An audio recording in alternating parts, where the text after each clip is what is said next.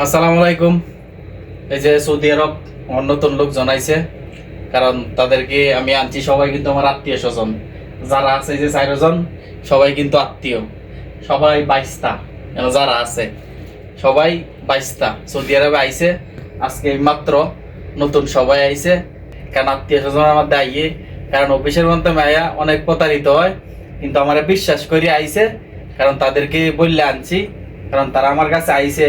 তারা কি বেতন বেতন কই আনছি, অবশ্যই আপনারা আমরা বেতন বেতন কিটা কই আনছি আপনারা তো 12-13 এই বেতন না। এরপরে তো বাংলাদেশের কাজ করছে কয়টি পাঠাইতে কইছে আপনি বলছেন যে 35 থেকে 40,000 টাকা পাঠাতে পারবো, দেশে পাঠাইতে পারবো এরকম ভাবে। কারণ সৌদি আরবে যারাই বইলে আনে 50,000 60,000, প্রতারণা ছাড়া কোনো কিছুই নাই। কারণ অফিসের মাধ্যমে যারা আইতাছে সবাই প্রতারিত হইতাছে।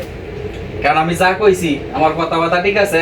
আমাদের বিশ্বাস হয়েছে যে যেহেতু যে বাঙালি টাকা মাসে আপনি কায়া করছে আপনার 35 থেকে 40,000 টাকা পাঠানো যাবে, এই জন্য আমাদের বিশ্বাস হয়েছে।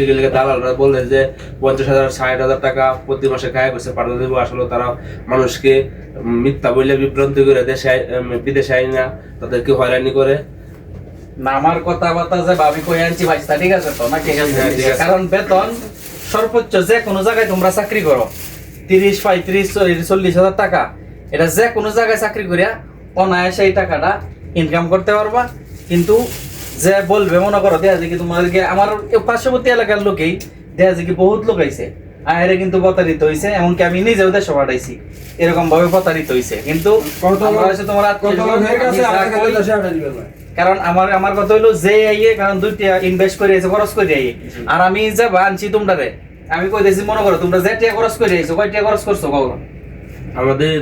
আমার টাকা কয় টাকা দিছো? আপনারা দিছি 3,65,000। 3,65,000 টাকা দিয়ে আমি সৌদি আরব আনছি। 3,65,000 টাকা দিয়ে সৌদি আরবে এরকম কোন লোক নাই যে সৌদি আরব আইনা দিব। আমি ভিডিওর মধ্যে কইতেছি, যদি কেউ এর চেয়ে কম দিয়ে আইনা দিতারে আমার অবশ্যই কমেন্টে জানাবেন। সৌদি আরবে একটা লোক আনলে 4 থেকে 5 থেকে 6 লাখ টাকা নেয় একটা লোক আসতে। কারণ আমি তাদের সুবিধার্থে তাদেরকে আইনে দিছি। কারণ কেন? কারণ তাদের 2 টাকা আমার সবাই আত্মীয় স্বজন 22টা ঠিক আছে, 2টা যাওয়া বাসছে। কারণ আমি টিকেটের ক্ষেত্রেও কারণ তাদেরকে ছাড় দিছি, যে আমি তার টিকেটটি আর 20,000 টাকা বেশি নিতাম হইলে, কিন্তু বেশি নিছি না, ভিআইপি ভাবে আইলে একটু কষ্ট করে হইলে আইতারবো, সমস্যা নাই। কিন্তু 20,000 টাকা বেশি নেয়া এক বেলা খাওয়াইবো ঠিক আছে। আর বিমানের মধ্যে এক বেলা খাবারের জন্য 20,000 টাকা 25,000 টাকা বেশি দিতে হয়। কিন্তু এই টাকাটা কারণ আমি তাদের বাঁচানোর জন্য তারা একটু কষ্ট করে আইছে, কিন্তু কষ্ট হয়েছে তো অবশ্যই, কারণ বিমানে দুই এক বেলা খাবারের জন্য কিন্তু 20,000 25,000 টাকা দেওয়া লাগে।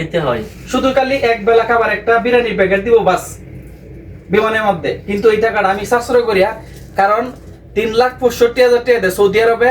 আমি ভিডিওর মধ্যে যাই কইতেছি কেউ আইনে দিতে পারবে না, আমি গ্যারেন্টিতে কই দাঁড়ি। কারণ এটা আমি যে কেউ বলে, কিন্তু 3,65,000 টাকা দেয় সৌদি আরব কেউ আইতে পারে না। কিন্তু আমার আত্মীয় স্বজন 22টা এই বলে আমি তাদেরকে আনছি। কারণ এই জন্যে, কারণ কেউই এই 3 বছর মনে করেন দেয়া যে 2 বছরের গ্যারেন্টি দিছি নাকি? 2 বছরের ভিতরে ইনশাল্লাহ আমি বাচ্চা তাই পুলিশে ধরলে এটার যাই জব আমি দেব, ঠিক আছে?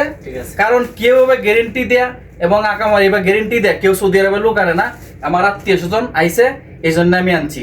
কারণ এভাবে কেউ কথা বললে কোনো সময় আনবে না। কারণ অফিসওয়ালারা বিভিন্ন দালালা চাইনে ছেড়ে দেয়, কিন্তু এই যে সরাসরি আমার রুমও, এটা হচ্ছে আমার রুম, আমি ছোট রুম, কারণ আমার মালিকের রুম আমি তাহি তারা আনছি। কারণ দেখাবার লাগিয়া, কারণ আইসে কষ্ট করবো 2টা ইনকামের লাগিয়া, কাজ আমি করে দিতাম না, কাজ দিতাম ঠিক আছে।